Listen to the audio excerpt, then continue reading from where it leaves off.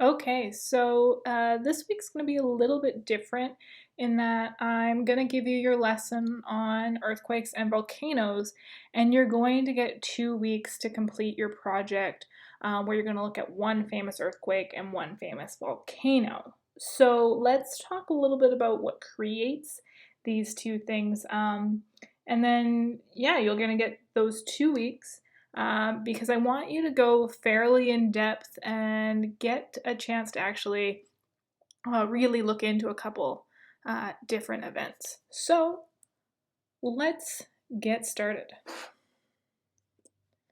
So, our key concepts. So, number one, most earthquakes occur near tectonic plate boundaries. So, one of the reasons why we don't see many earthquakes where we are is that we are not very close to a tectonic plate boundary. You would have noticed that in last week's assignment. Whereas where I grew up on Vancouver Island, we had earthquakes all the time. Like, I slept through earthquakes. Um, because we were right on a fault line, and it was very normal to have them. And we would have earthquake drills in school. Movement along faults produces seismic waves. So this movement along these plate boundaries, these fault lines, produces what we call seismic waves. Most volcanoes occur where oceanic crust collides with another plate. So we're going to look into that formation of volcanoes. And mountain ranges can also form when continental crust collides. So sometimes we even discover that, oh, this mountain is a volcano. And there's a chance for you to look at a couple of those when you're doing your project. Okay, so earthquakes. An earthquake is the natural movement or vibration of the ground that happens when part of the Earth's crust shifts. This makes sense. They're moving, and if we get some friction or basically tension there between the two plates, we're going to feel it. So earthquakes usually occur when rocks suddenly shift along a break in the rock, and it releases this built-up pressure. And the break where movement happens is called a fault. So we've got a couple different types of faults. This is a reverse fault where we see them going towards each other, and one is moving up and the other is moving down. And then in a normal fault, they're moving apart.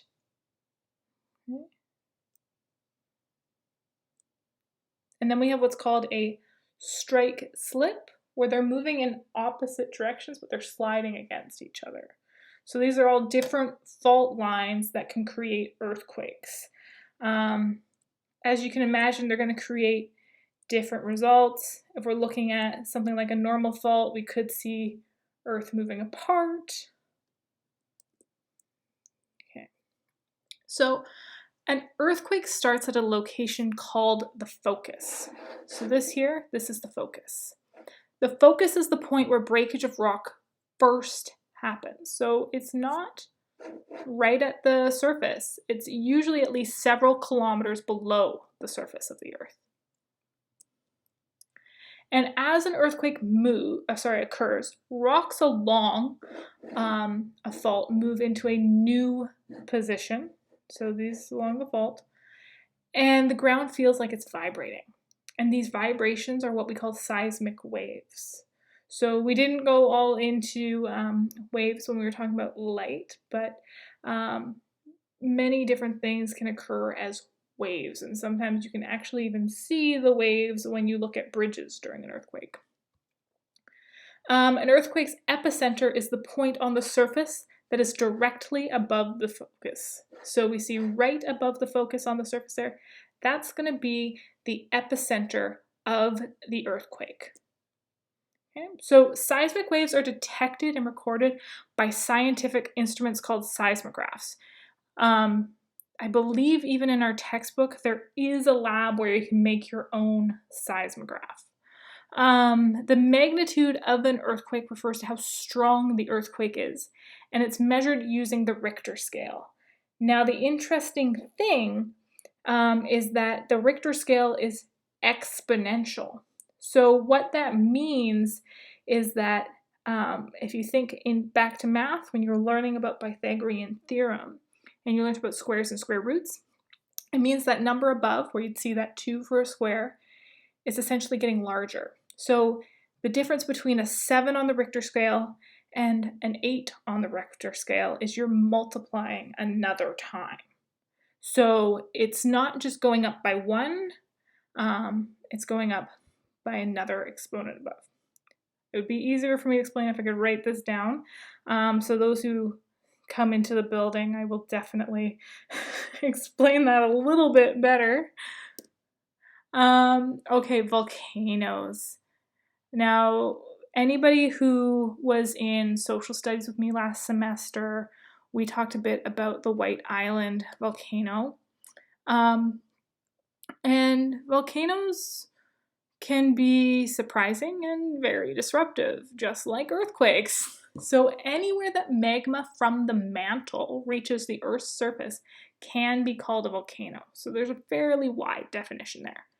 Magma that has been released onto the Earth's surface is called lava.